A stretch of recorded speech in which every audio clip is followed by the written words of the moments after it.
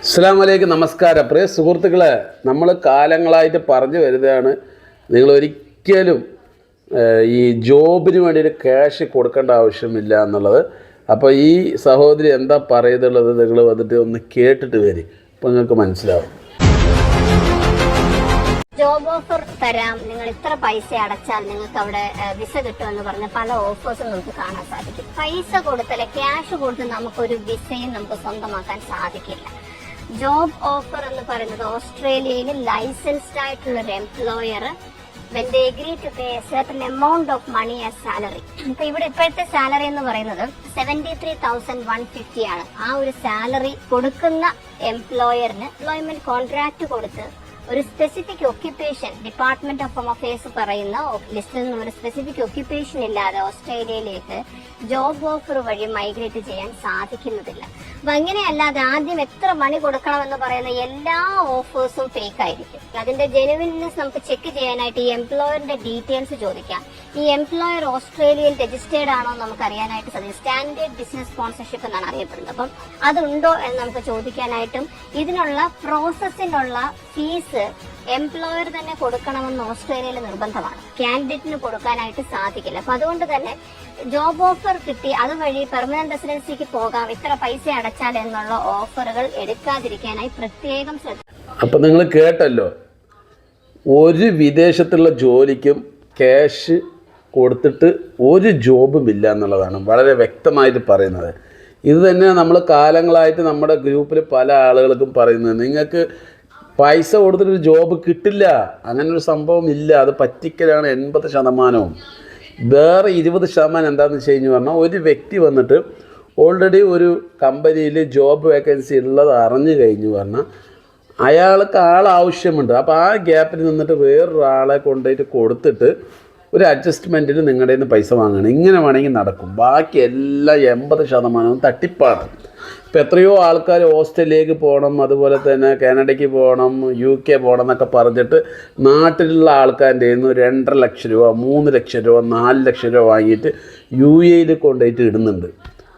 എത്ര ആൾക്കാർ എനിക്ക് അറിയുന്നതെന്നു പറയുമോ. അതുപോലെ തന്നെ അവിടെ തന്നെ ഇഷ്ടംപോലെ ഓഫീസുകൾ, അവിടെ തന്നെ വർഷങ്ങളായിട്ട്, മനസ്സിലായോ, ജോബ് വാങ്ങിത്തരാമെന്ന് പറഞ്ഞിട്ട്, എന്നിട്ടൊരു പേപ്പറിൽ, അതായത് അവരുടെ ഒരു പൂരിപ്പിക്കുന്ന ഒരു പേപ്പറുണ്ട്, ആ പേപ്പറിന് 200 രൂപയോ 1000 രൂപയോ 500 രൂപ അതൊക്കെ പറഞ്ഞിട്ട് 100 രൂപയെങ്കിലും ചോദിച്ച് കെഞ്ചും. കാരണം വെച്ചാൽ അവർക്കൊരു ജോലിയില്ല.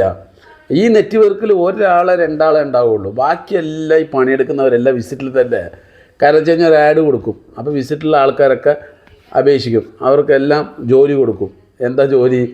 ഇതേപോലെ നിങ്ങൾ ആഡ് കൊടുക്കണം, നമ്മുടെ കയ്യിൽ ഒരുപാട് വേക്കൻസി ഉണ്ട് എന്നിട്ട് ആളുകളെ വരുത്തണം, എന്നിട്ട് പൈസ വാങ്ങണം എന്ന് പറയും. ഇവരിതേപോലെ ചെയ്യും. ഇവർക്കൊന്നും അറിയില്ല. ഞാൻ പറഞ്ഞില്ല, ഈ നെറ്റ്വർക്കിൽ 1-2 ആൾക്കാരുണ്ടാവുള്ളൂ. അപ്പോൾ ഈ കേണിയിൽ നിങ്ങൾ ദയവ് ചെയ്ത് പെടരുത്. വാട്സാപ്പിലും അതിലും ഇതിലൊക്കെ ഇപ്പോൾ നമ്മൾ ജോബിന് അവൈലബിൾ മറ്റേ സൈറ്റുകളുണ്ടല്ലോ, ആ സൈറ്റിലൊക്കെ പോയി കഴിഞ്ഞാൽ ഇവരാണ് കൂടുതലുണ്ടാകുക. അതിൽ ജെനുവലായിട്ട് 1-2 വേക്കൻസി ഉണ്ടാവുള്ളൂ. ബാക്കിയെല്ലാം ഇവന്മാർ തന്നെ. എല്ലാ വേക്കൻസി അവൈലബിൾ ആയിരിക്കും. നിങ്ങൾ ഏത് ചോദിച്ചാലും നിങ്ങൾക്ക് അവൈലബിൾ ആയിരിക്കും. പൈസ കിട്ടിയാൽ മതി. ഇപ്പോൾ ഞാൻ പറഞ്ഞ ദുബായിൽ തന്നെ ഈ ഖത്തറിൽ നിന്ന് ഈ ഇടയ്ക്ക് ക്യാഷ് കൊടുത്ത് അയാൾ കാനഡയ്ക്ക് പോകണം പറഞ്ഞിട്ട് പൈസ കൊടുത്ത് പെട്ട്. അപ്പോൾ ചെറിയ ഒരു 1.5 ലക്ഷം രൂപ കൊടുത്താൽ മതി എന്നാണ് പറഞ്ഞത്. അപ്പോൾ കാനഡയ്ക്ക് പോയാലും 1.5 ലക്ഷം രൂപ കൊടുത്ത് എന്നുള്ള ഇതിൽ കൊണ്ടിട്ട് പൈസ കൊടുത്തതോടുകൂടി അയാൾ ബ്ലോക്ക് അടിച്ച് പോയി. ഓഫീസ് വമ്പൻ ഓഫീസാണ്. എന്താ ചെയ്യാൻ പറ്റുക? പറ്റിച്ചിട്ട് പോയി ആരും അതിൻ്റെ പുറകെ പോയി വാങ്ങുക. അവിടെ പോയി കഴിഞ്ഞാൽ പോലീസുകാർ ആട്ടി വിടും. കാരണം വെച്ച് കഴിഞ്ഞാൽ നിന്നെ കൊണ്ട് ആരോ പൈസ കൊടുക്കാൻ പറഞ്ഞെന്നറിയും. എക്കോണമി ഡിപ്പാർട്ട്മെൻറ്റിൽ പോകാൻ പറയും. അവിടെ എക്കോണമി ഡിപ്പാർട്ട്മെൻറ്റിൽ പോയാൽ മാത്രമേ ഇങ്ങനെ ഒരു ലൈസൻസ് ഇവർ ഇത് വെച്ച് ചെയ്യുന്നുണ്ടെന്ന് പറഞ്ഞിട്ട് ലൈസൻസിൻ്റെ പേരിൽ കംപ്ലൈൻറ്റ് കൊടുത്തിട്ട് അവർക്കെതിരെ നമുക്ക് നിയമ നടപടി എടുക്കാൻ പറ്റുള്ളൂ. അത് നമുക്ക് ചില പൈസ കിട്ടണമെന്നില്ല, അവർക്ക് പൈസ കിട്ടുന്നു. അതിലും കാര്യമില്ല. കാരണം നമ്മുടെ പൈസ കൊടുത്താൽ പൈസ പോയി, അത്രേ ഉള്ളൂ. അത് നിങ്ങൾ നല്ല മനസ്സിൽ കണക്കാക്കി വെക്കുക. നിങ്ങൾ ജോബിന് വേണ്ടി കാശ് കൊടുത്തിട്ട് അത് പറ്റിക്കപ്പെട്ടാൽ പെട്ടതാണ്. പിന്നെ അത് തല കുത്തി നിന്നാലും തിരിച്ച് കിട്ടില്ല. അപ്പോൾ അതൊന്ന് ചിന്തിച്ചിട്ട് കൊടുക്കുക. പിന്നെ ഞാൻ പറഞ്ഞില്ലേ, ഈ ജോബുകൾ എന്ന് പറഞ്ഞു കഴിഞ്ഞാൽ ചില ആളുകൾക്ക് അറിയുന്ന കമ്പനികളുണ്ടാവും, അതിൽ വേക്കൻസികളുണ്ടാവും. അത് അവർക്ക് ഒരാൾ ആവശ്യമുണ്ടെന്ന് പറയുമ്പോൾ ഇവൻ്റെ പറയുമ്പോൾ ഇവ എന്ത് ചെയ്യും, ഗ്യാപ്പിൽ വേറൊരാളെ ഒപ്പിച്ചിട്ട് അയാളോട് പൈസ വാങ്ങും. അത് ചിലപ്പോൾ അവർക്ക് അറിഞ്ഞാൽ അവർ കണ്ണടയ്ക്കും, ചില അറിയാതെയൊക്കെ ചെയ്യും. അങ്ങനത്തെ ഉള്ള ജോബ് മാത്രമാണ് ശരിക്കും പറ്റിക്കപ്പെടാത്തത്.